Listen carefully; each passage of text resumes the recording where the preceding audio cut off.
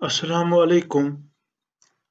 آج ہم جماعت نحم بہارستان اردو کتاب کے سلسلے میں اصناف شاعری کی ایک خاص صنف مثنوی کے بارے میں بات کریں گے۔ جیسا کہ آپ جانتے ہیں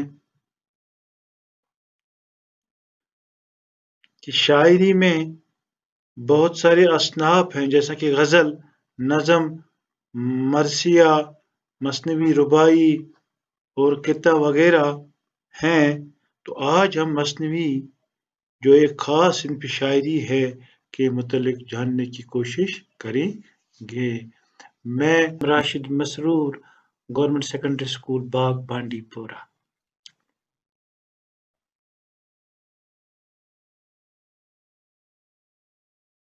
تو چلیے مثنوی کے بارے میں جاننے کی کوشش کریں گے۔ سب سے پہلے اس کی تعریف کیا ہے وہ دیکھنے کی کوشش کریں گے یہاں پر۔ مثنوی مثنا سے مشتق ہے اور اس کے معنی دو دو کے ہیں۔ مثنوی دو ہم قافیہ مصروں سے شروع ہوتی ہے۔ اس میں اشعار کی تعداد مقرر نہیں ہوتی ہے۔ عام طور پر مثنوی ایک لمبی نظم ہوتی ہے۔ اس میں عاشقی، جنگ، صوفیانہ اور فلسفیانہ موضوعات بیان کیے جاتے ہیں۔ مثنوی کے لیے لازمی ہے کہ سب سے پہلے حمد و مناجات لکھی جائے اور پھر اصلی مقصد بیان کیا جائے۔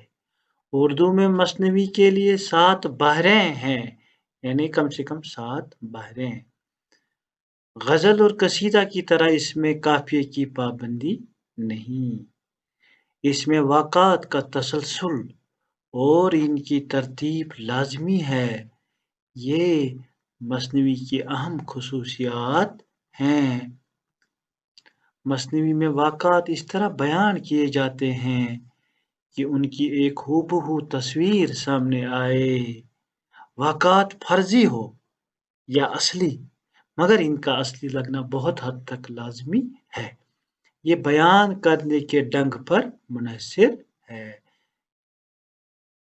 مثنوی میں اس دور کے رسم و رواج، بول چال اور طرز معاشرت کی عکاسی کی جاتی ہے، اور جس ڈھنگ سے یہ عکاسی کی جائے اسے واقعہ نگاری کہتے ہیں۔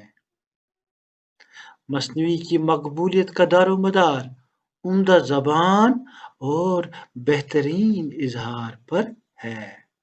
مثنوی کی ارتقاء، اس کا عروج کیسا ہوا، کہاں سے شروع ہوا، وہ یہاں پر دیکھنے کی کوشش کریں گے۔ اردو میں مثنوی لکھنے کا سلسلہ دکن سے شروع ہوا۔ دکنی اردو شعراء نے مختلف موضوعات پر مثنویاں لکھی، جن میں شاہی میران جی کی خوش نامہ، شاہ برہان الدین کی وصیت نامہ، غواصی کی سیف الملوک و بدیع الجمال اور ابن نشاطی کی پھول بن قابل ذکر ہیں۔ شمالی ہندوستان میں اردو شاعری کے ارتقاء کے ساتھ ہی مثنوی نگاری کا بھی عروج ہوا، اور شروع ہی سے شاعروں نے مثنوی نگاری کی طرف توجہ دی۔ محمد افضل پانی پتی نے بکٹ کہانی کے نام سے ایک عشقیہ مثنوی لکھی۔ یہ مثنوی 1625 عیسوی سے پہلے لکھی گئی ہے۔ اسماعیل امروہی نے 17ویں صدی کے اختتام پر وفات نامہ بی بی فاطمہ اور معجزۂ نار کے نام سے 2 مثنویاں لکھی۔ میر انیس کی مشہور زمانہ مثنوی دریائے عشق ایک قابل ذکر مثنوی ہے۔ میر حسن نے مثنوی سحر البیاں رقم کر کے شہرت حاصل کی۔ دیا شنکر نسیم مثنوی گلزار نسیم کی وجہ سے زندہ ہے۔ مرزا شوق کی مثنویاں زہر عشق اور فریب عشق بھی بہت مشہور ہیں۔ ماضی قریب میں علامہ اقبال نے ساقی نامہ مثنوی کے طور پر لکھی ہے۔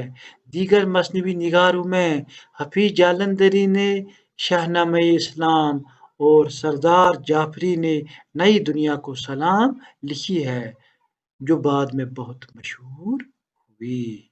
شکریہ، یہ تھوڑا بہت ہم نے مثنوی کے بارے میں جاننے کی کوشش کی۔